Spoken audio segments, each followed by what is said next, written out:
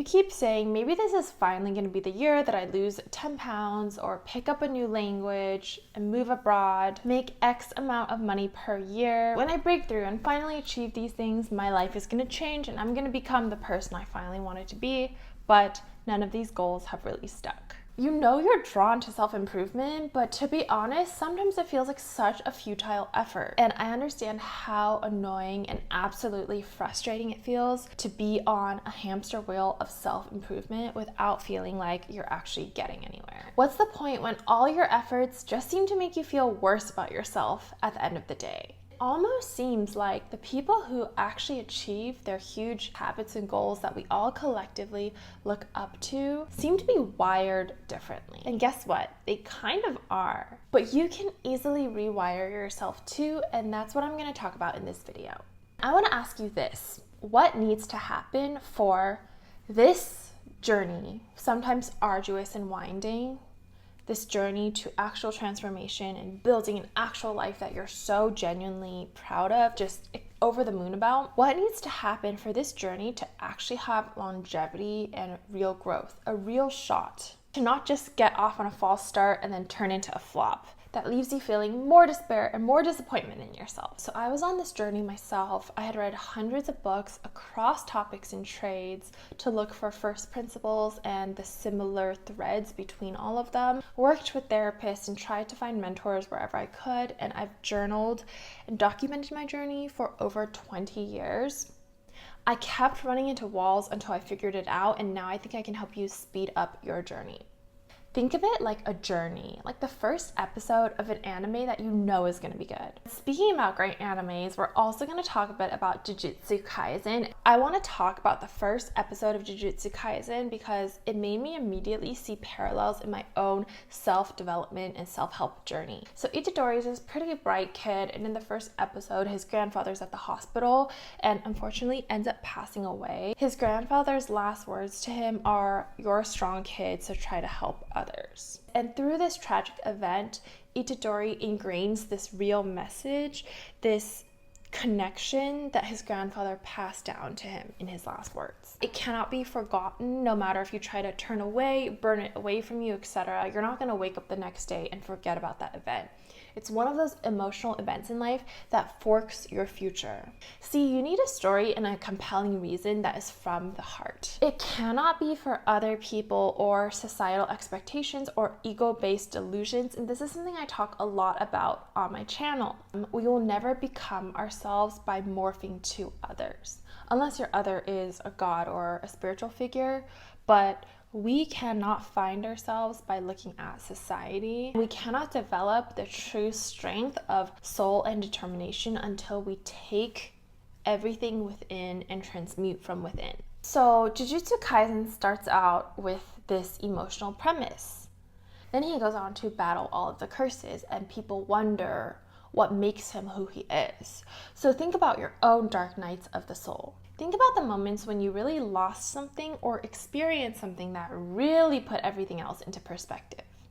Or it could be something that made you feel so fulfilled for a moment that it burned into you emotionally. One example I hear is a lot of entrepreneurs like falling in love with cars and like wanting a car, and that's kind of like the start of their entrepreneurial journey. It could be a moment like that. But these moments, these emotional reasons and compelling stories, this is the beginning of your real self-improvement journey. See, I think every art is an abstraction of life itself. In every great story or movie, there is an inciting event, not just because it's a great literary device, but because stories and the arc of stories actually model a segment of our reality and our inner journeys.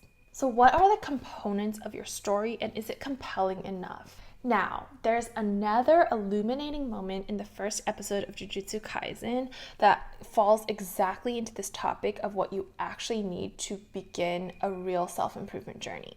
The moment that I found the first episode of Jujutsu Kaisen to be so relevant to my own journey was actually the moment that he ate the cursed finger. Also, if you haven't seen the anime Fear Not, basically the premise is after his grandfather dies, he's battling this demon and he has to eat this cursed finger to make him stronger. I forget the exact details. Basically, he either die or you eat this cursed finger to get the curse's powers. Anyways, I found it so illuminating.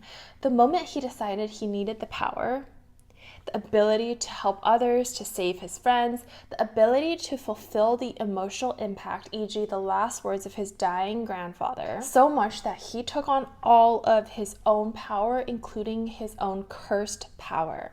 I literally got vivid nightmares that night where someone was forcing me to eat a cursed demon finger. No joke, no lie. Taking the process within was what changed all of self-improvement for me. I had to take the process completely within and absorb it and transmute it within myself. Now, I haven't finished Jujutsu Kaisen, honestly, so I can't ultimately say if him eating the cursed finger was for a good ending or not, but the first episode was really illuminating, and I thought it would be the perfect example for this video. To give your self-improvement journey a real start, a real chance to make it through to the end, you need to obliterate what is holding you back. Before you start freaking out, no, you don't need to change your entire life. No, you don't need to go find some demon and chop off their finger and eat it. Most of the time, what's truly holding us back are the stories and beliefs that are in here. I believe when we go on the ultimate OP path of self-improvement, we need to accept our shadow selves. We need to integrate the darkness. We need to take it all within, and we need to make sacrifices, which is why this is not always going to be a journey that everyone is willing to go on at every point in their lives. Most of the time when we go on a real journey of self-improvement, it's because we have a calling towards it, or whatever you believe in, or for some reason. Is the weight of our emotions, our desired results, the purpose, the gravity of it, is it enough for us to sacrifice and truly begin to transform? You might have failed at personal development or self-improvement before, or even time and time again, because there wasn't truly a gravity to it. It's actually a process that asks a lot from us, and that's not easy nowadays in a world where we have to make money to survive, we have to keep up, and we have shifting priorities, and also technology and modernity make so many things easy and automatic for us. The true work of self-improvement then, in contrast, seems like actually a really arduous journey. So you might have failed at achieving lasting self-improvement because you didn't have a story, you didn't have a journey within your own sphere that had enough gravitational pull to outsize the mundane events and conflicting needs of the reality around you. So I'm telling you that you need to identify the gravity, you need to pull it out of you. In Itadori's case, the gravity was when his grandfather passed and left him this message. And then you need to decide to integrate all of you. You need to accept the fork in your path as you begin to walk through self-improvement. And in Itadori's example, this is when he ate the cursed finger and embodied a new level of cursed strength. Now you may ask, Allie, what if there was no dramatic event in my life? What if there was no emotional big bang point where the universe of my true self-improvement journey was incepted? Well, you have two simple options. You can trace backwards into your past and just identify the most emotionally gravitational thing to date and just use that. Or the other option is that you can go out there, live your life bigger, experience more, put your heart more on the line, and I believe something gravitational will come from that. And that gravitational event will naturally influence and catalyze a true burning desire within you to improve yourself and go fully into self-actualization and the journey of self-improvement. You must obliterate what is holding you back, including the insufficient reasons that you had before. Bring those things into light and start an arc that you've never before. And when you are on the path of self-improvement, every time you feel the urge to give up, to go back to your old ways, remind yourself of what that emotional impact really is to you. For Itadori in JJK, he wanted to honor his grandfather and stay close to his grandfather in essence, and I'm sure that that will evolve throughout the anime and as the journey widens. This video is only the beginning. This video is literally about the best start to your self-actualization and self-improvement journey. But I hope it painted a clear picture of what foundation and emotional grounds need to be set first before you go into the more technical aspects of building up the habits, processes, and systems that will improve your life. I have more videos on these topics and more specific skills and practices on my channel as well, like how to live in alignment, how to make decisions, how to stay productive all day, and etc.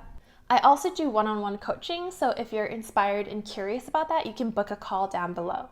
Thank you so much for watching. I hope this video gave you some inspiration on what the real beginning of your next self-improvement path could look like. Subscribe and I'll see you soon.